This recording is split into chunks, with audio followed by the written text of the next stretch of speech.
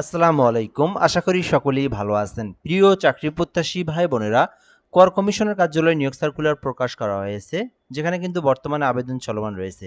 এটি একটি সরকারি স্থায়ী নিয়োগ সার্কুলার। তো আজকে এই ভিডিওর মাধ্যমে এই নিয়োগ সার্কুলারটা নিয়ে আপনাদেরকে তথ্যগুলো জানানোর চেষ্টা করব। এখানে পদের নাম, পদের সংখ্যা, শিক্ষাগত যোগ্যতা রয়েছে। এখানে বেশ কিছু পদের সংখ্যা রয়েছে। তো আপনার শিক্ষাগত যোগ্যতা অনুযায়ী আপনি যে পদে চান আবেদন করতে পারবেন। তো সম্পূর্ণ ভিডিওটা ধৈর্য সহকারে শেষ পর্যন্ত দেখবেন, তাহলে বুঝতে পারবেন। আর একটা বিষয় হচ্ছে, আমাদের এই ইউটিউব চ্যানেলে ভিডিওটা যারা নতুন দেখতেছেন চ্যানেলটি সাবস্ক্রাইব করে রাখবেন। আর ফেসবুক পেজ রয়েছে job plus BD, job plus BD থেকে যারা ভিডিওটা দেখতেছেন পেজটি ফলো দিয়ে রাখবেন।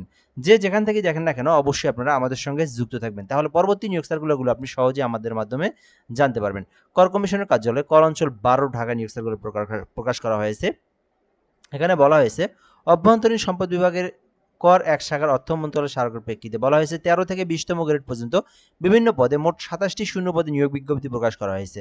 যেখানে বলা হয়েছে যে, ঢাকা জেলার স্থায়ী বাসিন্দাগণের নিকট হতে নিম্ন বর্ণিত পদসমূহের পাশে বর্ণিত যোগ্যতা সম্পন্ন প্রার্থীদের শর্ত সাপেক্ষে টেলিটক বাংলাদেশ লিমিটেডের মাধ্যমে আবেদনের জন্য আহ্বান করা যাচ্ছে। অর্থাৎ এটি কিন্তু বাংলাদেশের সকল জেলা আবেদন করতে পারবেন না, শুধুমাত্র যারা ঢাকায় অবস্থিত, যারা মানে ঢাকা জেলার স্থায়ী বাসিন্দা, যারা মানে ঢাকা জেলার অবশ্যই স্থায়ী বাসিন্দা হতে হবে, তারাই শুধু আবেদন করতে পারবেন। এছাড়া কিন্তু বাইরে কেউ আবেদন করতে পারবেন না। তো এই বিষয়টা এখানে বলে দেওয়া হয়েছে। এবং আবেদন করার জন্য tax12teletalk.com বিডি এই লিঙ্কের মাধ্যমে আবেদন করতে হবে। তো ঢাকা জেলার ছেলে মেয়ে উভয় প্রার্থীরাই কিন্তু tax12teletalk.com বিডি এই লিঙ্কের মাধ্যমে আবেদন করবেন। তো প্রথমত পদের নাম বলা হয়েছে কম্পিউটার অপারেটর, 13 গ্রেডে একটি পদ রয়েছে।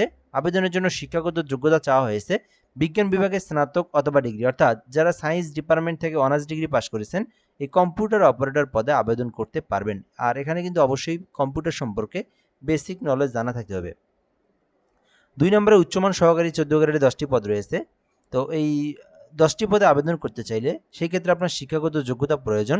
যে কোনো স্বীকৃতি বিশ্ববিদ্যালয় হইতে যে কোনো বিষয়ে ন্যূনতম দ্বিতীয় শ্রেণী বা সমমানের সিজিপিএতে স্নাতক অথবা ডিগ্রি, অর্থাৎ যারা অনার্স পাস করেছেন অথবা যারা ডিগ্রি পাস করেছেন উচ্চমান সহকারী পদে কিন্তু আপনারা আবেদন করতে পারবেন। আর এখানে অবশ্যই কম্পিউটার সম্পর্কে বেসিক নলেজ জানা থাকতে হবে। 3 নম্বর পদের নাম 60 মুদ্রাক্ষরিক কাম কম্পিউটার অপারেটর, 14 গ্রেডে 4টি পদ রয়েছে। এই ক্ষেত্রে আবেদনের জন্য শিক্ষাগত যোগ্যতা চাওয়া হয়েছে স্নাতক অথবা ডিগ্রি, অর্থাৎ যারা অনার্স ডিগ্রি পাস করেছেন আপনারা কিন্তু এই যে 60 মুদ্রাক্ষরিক কাম কম্পিউটার অপারেটর 14 গ্রেডের এইটাতে আবেদন করতে পারবেন। আর এখানে অবশ্যই 60 মুদ্রাক্ষরিকের টাইপের কিন্তু গতি আপনার কম্পিউটারের কাজ সেভাবে জানা থাকতে হবে এবং 60 মুদ্রাক্ষরিকের গতি আপনার টাইপের থাকতে হবে, দেন আপনি কিন্তু আবেদন করতে পারবেন। 4 নম্বর পদের নাম অফিস সহকারী কাম কম্পিউটার মুদ্রাক্ষরিক, 16 গ্রেডে 4টি পদ রয়েছে। এই ক্ষেত্রে শিক্ষাগত যোগ্যতা চাওয়া হয়েছে উচ্চ মাধ্যমিক অর্থাৎ এইচএসসি পাস, যারা এইচএসসি পাস করেছেন এবং যাদের কম্পিউটার সম্পর্কে বেসিক জানা রয়েছে অফিস সহকারী কাম কম্পিউটারে আবেদন করতে পারবেন। এছাড়াও কিন্তু এখানে গাড়ি চালক 2টি পদ রয়েছে, যারা শুধুমাত্র 8ম শ্রেণী পাস করেছেন, ড্রাইভিং লাইসেন্স রয়েছে, তারা গাড়ি চালকে আবেদন করতে পারবেন।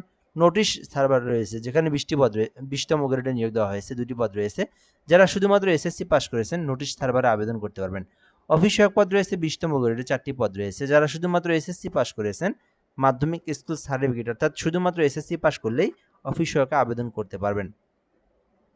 তো আপনার শিক্ষাগত যোগ্যতা অনুযায়ী আপনি যে পদে চান আবেদন করতে পারবেন। এরপরে বিষয়গুলো দেখব কিভাবে আবেদন করবেন। তো এই আবেদনটা করতে কিন্তু 32 বছর পর্যন্ত সময় রয়েছে, এর মধ্যে আবেদন করতে হবে। এবং আবেদনের জন্য যে প্রসেসটা দেওয়া রয়েছে আমি আপনাদেরকে দেখাই দিচ্ছি কিভাবে আবেদন করবেন। তো এই আবেদনটা কিন্তু 21 তারিখ থেকে শুরু হয়েছে, 21/5/2026 তারিখ থেকে শুরু হয়েছে, যেটা কিন্তু চলমান থাকবে 10 জুন পর্যন্ত। এর মধ্যে আপনাদেরকে আবেদনটা করতে হবে এবং আবেদনের লিঙ্ক দেওয়া রয়েছে tax12teletalk.com বিডি এই লিঙ্কের মাধ্যমে আবেদন করতে হবে। ঢাকা জেলার যারা স্থায়ী বাসিন্দা রয়েছেন অবশ্যই আপনারা আবেদন করবেন। নিজেরা যদি আবেদন করতে পারেন tax12teletalk.com বিডি এই লিঙ্কের মধ্যে প্রবেশ করে আপনারা আবেদনটা করবেন। আর আমাদের মাধ্যমে আবেদন করে নিতে পারেন। আমাদের একটা অনলাইন অ্যাপ্লিকেশন সার্ভিস রয়েছে, আমরা বাংলাদেশের যে কোনো সরকারি চাকরির আবেদন করে দিয়ে থাকি। তো আপনি যদি ঘরে বসে একদম নির্ভুলভাবে যে কোনো সরকারি চাকরির আবেদন করে নিতে চান এই নাম্বারটিতে হোয়াটসঅ্যাপে যোগাযোগ করতে পারেন। আমরা আপনাকে আবেদন করে অ্যাপ্লিকেশন কপির পিডিএফটা সঙ্গে সঙ্গে দিয়ে দেবো। তো চাইলে যোগাযোগ করতে পারেন। নিজেরা যারা আবেদন করবেন এই লিঙ্কের মধ্যে প্রবেশ করে ফর্মের মধ্যে সকল পার্সোনাল তথ্য, এডুকেশনাল কোয়ালিফিকেশন, ছবি স্বাক্ষর পূরণ করে আবেদনটা সম্পূর্ণ করবেন। আবেদনটি সম্পূর্ণ করার পরে সরকারি ফি জমা দিতে হবে, যেখানে 1 থেকে 4 নম্বর কর্মীকে আবেদন করলে 112 টাকা, 5 থেকে 7 নম্বর আবেদন করলে 56 টাকা পেমেন্ট ফি জমা দিতে হবে। এবং সেটি জমা দেওয়ার প্রসেসটা হচ্ছে tax12 ইউজার আইডি লিখে 163 পোল2 নাম্বার সেন্ড করে দিবেন। পরবর্তীতে আবার আপনার tax12 ইএস লিখে পিন নাম্বার লিখে 163 পোল2 নাম্বার সেন্ড করে দিলেই আপনার আবেদনের পেমেন্টটা কিন্তু সাকসেসফুলি সম্পূর্ণ হয়ে যাবে। তো চাইলে আপনারা এই আবেদনটা করতে পারেন, যেটা কিন্তু ঢাকা জেলার শুধুমাত্র স্থায়ী বাসিন্দারাই আবেদন করতে পারবেন। তো এই ছিল মূলত আজকের ভিডিও। এই নিয়োগ সার্কুলার নিয়ে আরও কোনো কিছু জানার থাকলে আপনি কমেন্ট করে বলবেন, আমরা রিপ্লাই দিয়ে জানিয়ে দেবো ইনশাল্লাহ। ধন্যবাদ, ভালো থাকবেন, আসসালামু আলাইকুম।